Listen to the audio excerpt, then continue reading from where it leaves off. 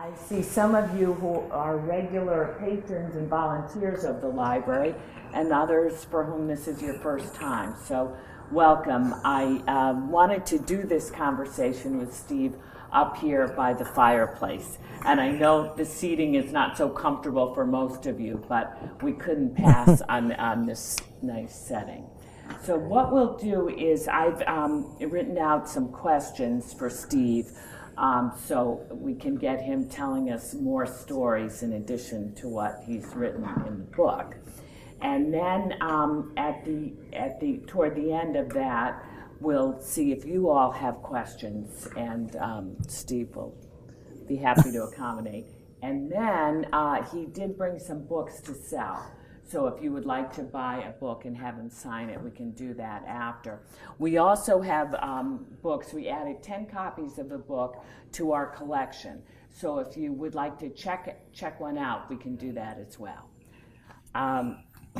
This is the biggest question I have for Steve. Although you have been quite controversial and quite political during the 45 years of having your say, you've chosen these pieces that don't deal with either the political or the controversial. Now, why is that? That's a good question. When a good friend of mine, Len Freed, who lives in Clinton, who is a short story writer, and he published a book of short stories, and he did it mainly for his family and his friends, and he kept urging me to do it, and I was kind of reluctant. You know, when I left the day, I thought maybe I should do it, and the managing editor said, well, who'll read it? So that kind of... Here we are. So when Lenny finally convinced me to do it, I gave him 60 or 70 pieces that I'd written, and he said he would read them all, and he did, and decide which ones should go and which shouldn't. And I made a point of not giving him the columns that caused all the controversy. I didn't want to rip open old wounds and scabs, although people kind of miss those, but maybe if there's a second volume. But I thought for this one, just stick to warm and cuddly as best I can, and with a couple of pieces in there that are sharp. But and also, as Rick Costa, who did a very nice piece on me in the day, said, this selection is good for now. This country is in, people don't want to read a lot of fire and brimstone. Just let them read something that's enjoyable. And so it's worked. I mean, it's really works. You've said, I'm a better storyteller than an opinion guy. And you quoted Joan Didion saying, we tell ourselves stories in order to live. Yeah. When you were young, Stephen, growing up in Norwich, did you think you would be a storyteller? Well, a fabricator, Storyteller. I always liked to write. Even in third grade, I mean, I like to write. And I ended up being able to work at the one thing I could do in a profession that is just perfect. But, and Greg Stone is here tonight, and Greg wrote a political column for a long time, and I find as an opinion writer, being an opinion writer is not the easiest thing. It wasn't for me, and I found writing about people was an easier process and more enjoyable. And so even though I had a job as columnist, and by the way, I called this book Columnist because I thought people would say, I always knew he was a communist.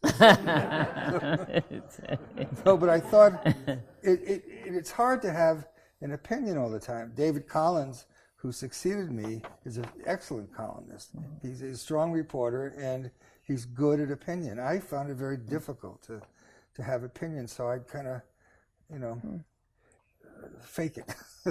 But people read it, and so the day kept me doing it for a long time. But that's a roundabout answer. When we were talking about having this conversation at the library, you originally said you wanted to read some of the stories. And I wanted you to tell more stories and give us background stories. But if you could read just one of these stories, which one would it be? Well, I've thought about that, and I like most of them.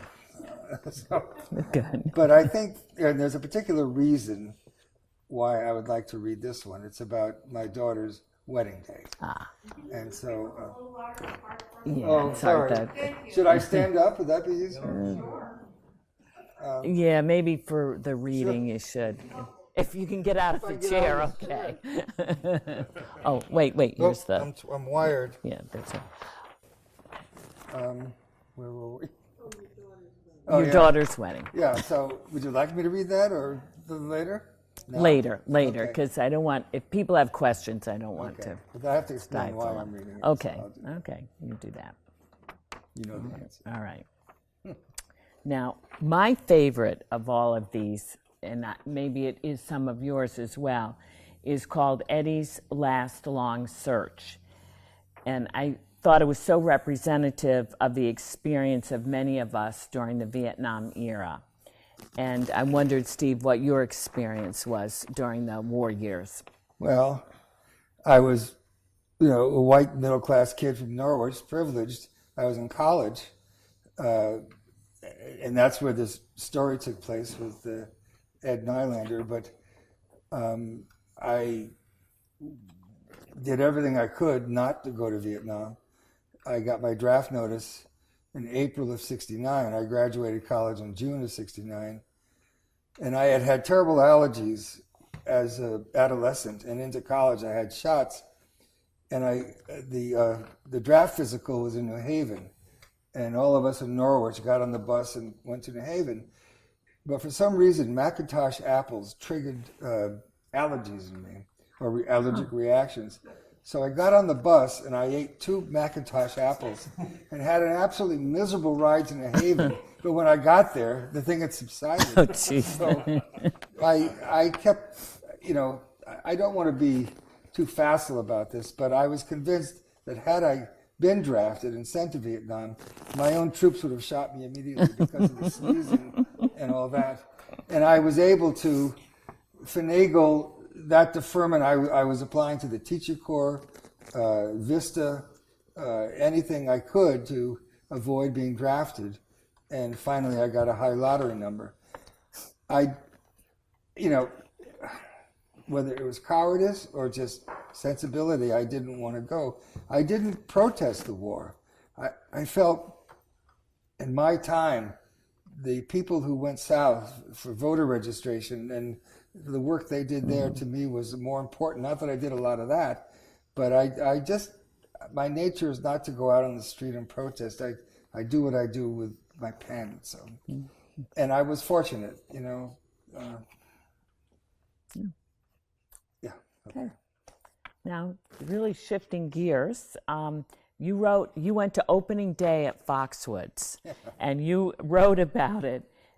That was February 1992, 30 years ago, which is something. And the title was A Line of Credit, a Bit of Greed, and a Lot of Leg. What do you think about the casino now, 30 years later? Before I answer that, I have to tell you, in that piece, I used a phrase that got the Pequots all upset. I said, the tribe that brought you Indian bingo now is bringing you Indian bimbos, because they had these scanty outfits on, and the waitresses didn't mind so much. They said in Atlantic City they had to reveal much more. I think everyone was just happy to have a job, but they were these just nutty outfits. And that was a crazy day. I mean, the place has never shut down. There were parking everywhere. I think now the casinos are just part of the fabric. They didn't bring the crime, at least that I'm aware of. A few massage parlors, but there wasn't that influx of what everyone feared would happen. There wasn't a tremendous amount of commercial development in North Stonington or Ledyard that people feared. They brought in a lot of folks earning a minimum wage. They put stresses on the school system to educate these kids who didn't have English. I think it engendered a housing boom of sorts in Griswold and Canterbury, the outlying towns where property wasn't that expensive to house the people. But, they employed lots of people. They gave health benefits. And, I think in the end, as Pfizer downsized, EB is held on, but they, I can't say it's been a boon to the area, but I don't think the casinos have been the terrible entities we thought. And I also think now the bloom is sort of off the rose. I mean, everyone's got casinos, and I just don't know. Well, I suppose they'll find ways to sustain. How's that for avoiding a real answer? Well, now you've got to do a really good answer for this very intellectual question. You wrote a great story about Blair's Megadeth hot sauce. Yeah. Do you still have a passion for hot sauce, Steve? Well, the question is, do I still have a tongue and taste buds? I do, but not like I used to. And the stuff they make now that's on the market is it's deadly. And they get an arm and a leg for it. And that stuff, once I had ingested it and knew it was too late, it was a horror show.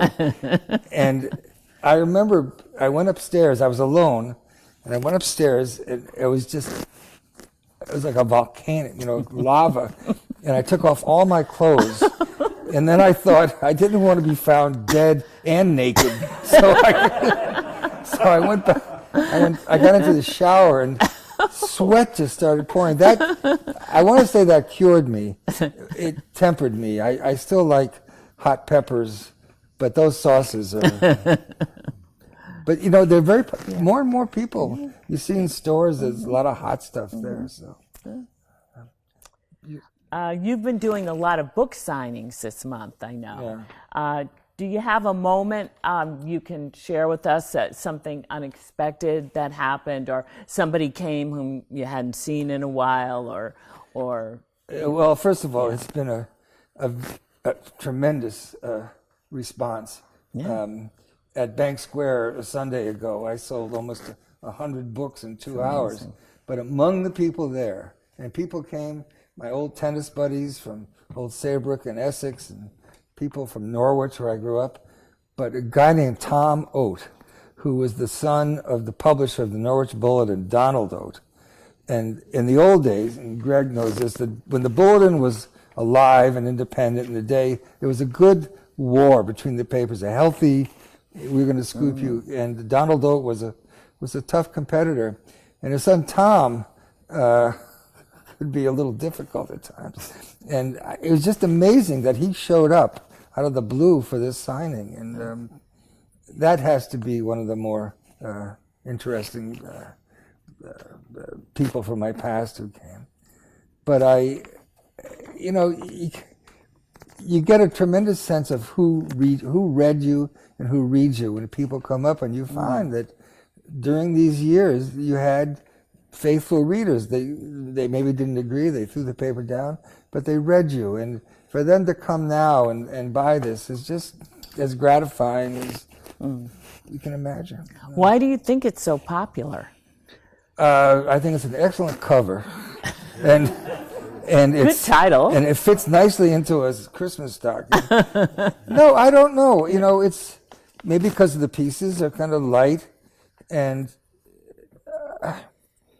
I don't know. I just think publishing it at the outset of the Christmas shopping season was fortuitous. I hadn't thought about that, and again, people, they remembered, and I'm glad they're able to get some pleasure out of these pieces, but I really can't answer why.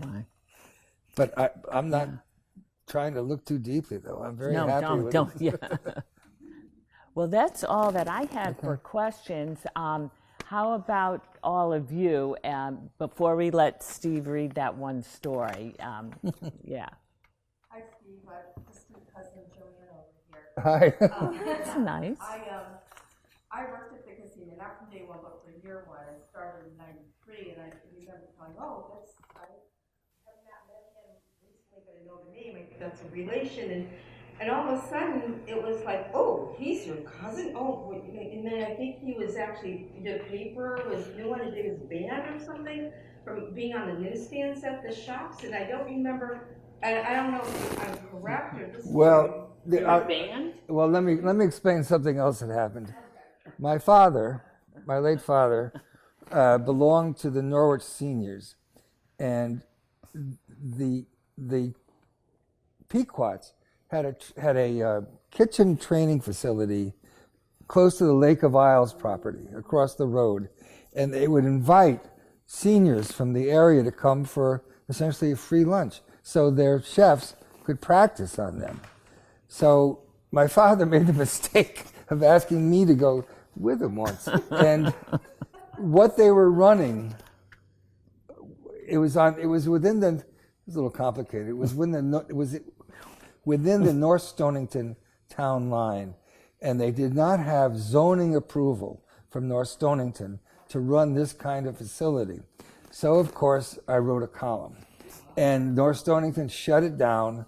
My father was banished from Norwich Seniors, and the casino had a bulletin, and they used a guy named John Bulmer, a cartoonist from Old Lyme, and he had a picture of me as Dayman, who with one pen shut down all the. So that might have been the reason why I was persona non grata. I stopped telling everybody I was distantly related. Yeah, right. Oh, that's great. Any other questions or comments for Steve? I have a comment. I'm a fairly new reader. We get it on the little weekly paper. Yeah. And I love the way you write, and I love the articles. Thank you. And so I just say, my wife got me the book for Christmas. Oh, nice.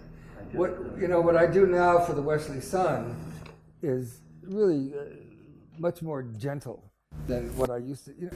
When I became a columnist, Greg, I wish Greg could talk today. I had 3 phases. When I started out the day writing columns, I was on the editorial page. So the job was to write editorials. And I started writing columns, reading bedtime stories to my children, sort of soft and cuddly stuff, washing the dishes. And then after 3 years, when Morgan and Greg couldn't take me anymore, I became the columnist for the paper. And that meant a change. Then I had to have opinion. I had to be, sort of reckless and get people riled up.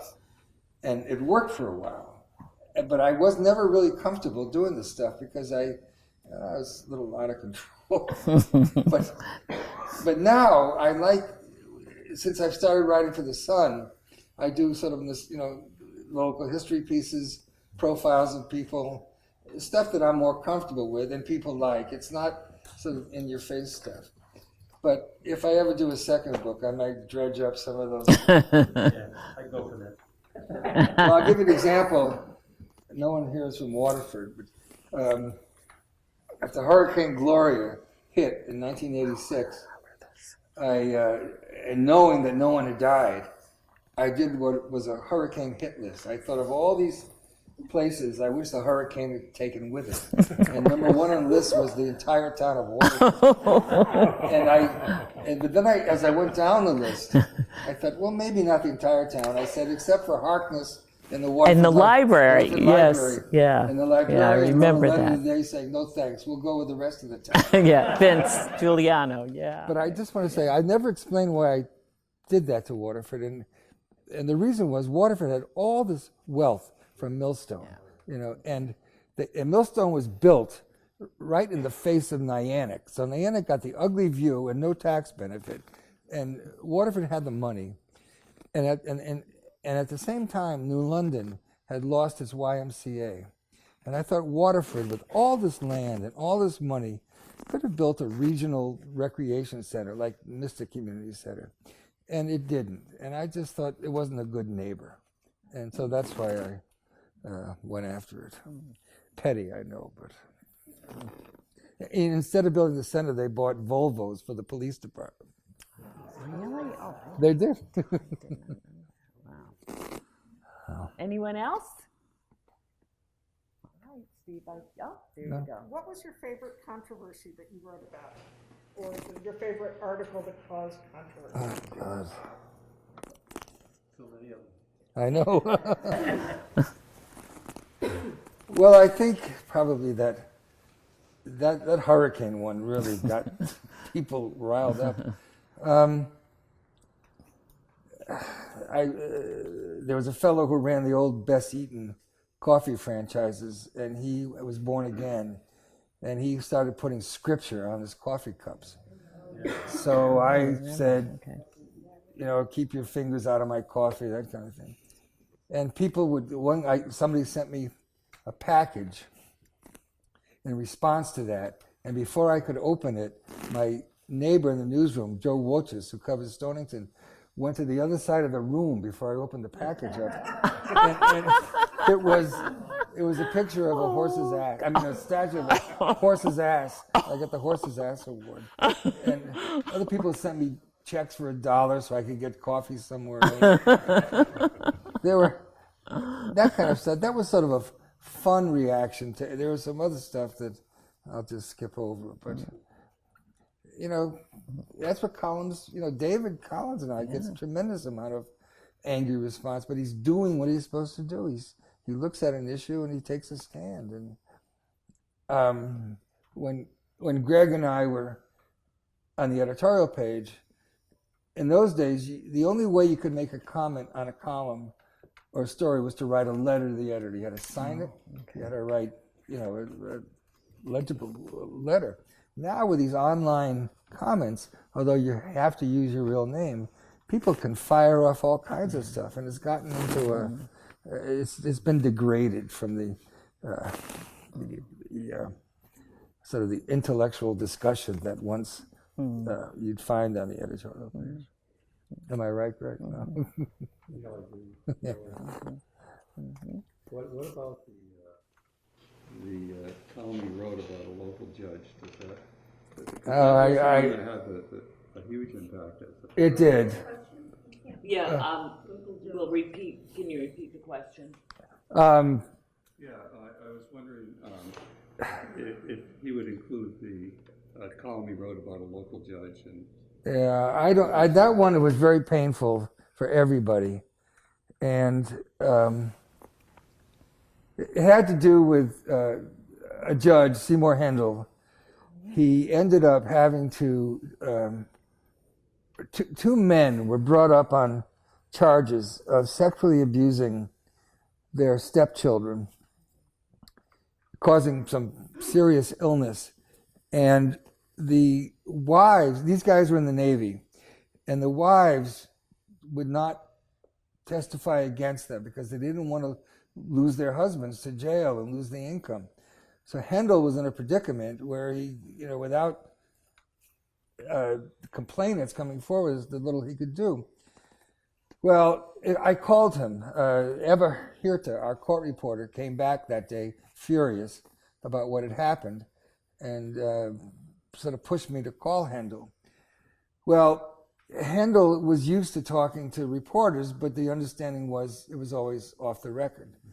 That was never clear when I called him. I just started talking to him.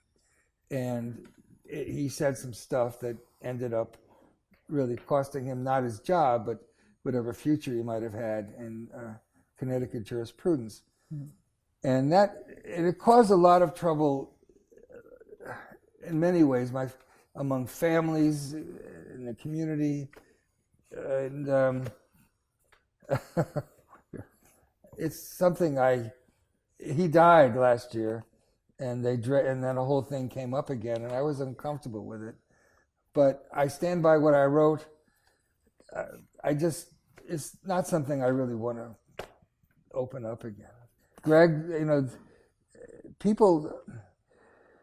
other newspapers went after me. They said judges will never talk to reporters again, and some people stood by what I did. Hendel was hauled before what was called the Judicial Review Council in, I think it was in Hartford or somewhere, but I was the one who was really being taken apart, and I was subjected to a lot of angry questioning by Hendel's lawyer. It was just an unpleasant time. It comes with the territory, but... With every problem in life, with every darkness, from that experience, Judge Hendel ended up being honored by his fellow colleagues. Not honored, in in something in a good way, but so much of the bar helped him overcome. So good things, many times, will come out of heartache. Well, I'm glad. I just think, though, he was destined for the states. You know, he was politically well connected. He was a smart guy, and he a Democrat. But I'm glad it ended as well as it could. Plus, I think Connecticut changed legislation regarding the treatment of children. There was some legislative positive reaction to that. Now that you've had to suffer that memory, which I can see is painful, we will listen to you read the story about your beautiful daughter's wedding. Okay. Okay? Okay, I have to take my glasses off because these lights, but then I will tell you why I'm reading this, other than the fact that I've always liked it. Okay, this is called, it was written in 2003, on September 21st. The headline was, Bride Weathers Both Father and Forecast. Father of the braid I was for a moment, until my daughter, the bride, told me delicately to go marry myself to the Weather Channel and stay out of her hair. I had this vision, the one framed on our bedroom bureau, actually, of this beautiful blonde girl with a lovely French braid, standing in the field in profile against the setting sun. The very picture of feminine elegance is what I saw again, her braided hair and her strapless wedding gown forming one graceful line. To summarize what my daughter, Micah, swiftly made of my sense of style and paternal privilege, we compromised. I conceded that she was no longer 7. She assured me her hair would be fine, with a rather emphatic and slightly lip-curled stress on her. And it was. She wore a white calla lily in her flawless low bun of curls last Saturday afternoon, the one her mother picked out and bestowed on her just hours before. Jessica Bada, a hairstylist living in New London, arrived in Stonington around noon to create the chic setting. And on an overcast and windy day in which the only rain in more than a week was forecast for precisely the hour of the vows, the gods of dry skies were somehow appeased. Friends' reassurances, prayers, and holding the sight of the outdoor ceremony in the light conspired to overcome the Weather Channel, AccuWeather, and Channel 8. I was rewarded as the father of the bride with the incomparable honor of escorting my only daughter across the lawn of the old Lighthouse Museum in Stonington Village. That is one of the more useful and the least disruptive roles for any father of the bride. The day before at our house, bustling with family and friends from afar, was, and I say this objectively, in the gifted hands of the bride's mother. My wife Lisbeth and 2 friends, Peg Moran of Stonington and Catherine Way of Preston, worked all morning and deep into the afternoon, fashioning 13 stunning table arrangements and 5 larger reception displays, as well as bridesmaid and bridal bouquets. They stopped only for lunch when one advised if they didn't take any nourishment, they'd feed on petals. The father of the bride gallantly fetched the food. The flowers, or the bulk of them anyway, had been secured from a Rhode Island wholesaler because the yellow my daughter chose as a bridal color, along with blue and white, didn't materialize in our gardens this year. The sunflowers did come up brilliantly, but in Preston. Of all the images from the wedding, the portrait of these 3 women wading through teeming buckets of lilies, roses, delphinium, mums, zinnias, dahlias, and snapdragons remains a lasting wonder. Our daughter and her fiancé, Eric Bernstrom, handled most of the wedding details thoughtfully and reasonably thriftily, as summer was otherwise suspended, our calendar showing only one day. They're both sailors and met 4 years ago at Dotson's Boatyard in Stonington. Though they live in Newport, they wanted to wed by the water where they met. The Lighthouse Museum, with its rugged granite facade and swath of open green leading down to Little Narragansett Bay, was idyllic. The reception was booked at Lighthouse Inn in London, a thematic as well as pragmatic choice. Should the weather be unruly, the ceremony could be moved there. The bride and groom elected to keep it outside and without a tent. They're sailors, after all. The elders stocked up on umbrellas, and as the father of the bride fretted by the hour about the cruel weather, the mother of the bride got things done. She was at the Lighthouse Museum, still not changed for the wedding, arranging flowers and chairs an hour before the 4 p.m. ceremony. All ended as it should. Micah was the fairest of brides, and the calla lily blossomed like a tiara, a star, in hair that, like my daughter herself, has filled the father's eye ever since she was a child.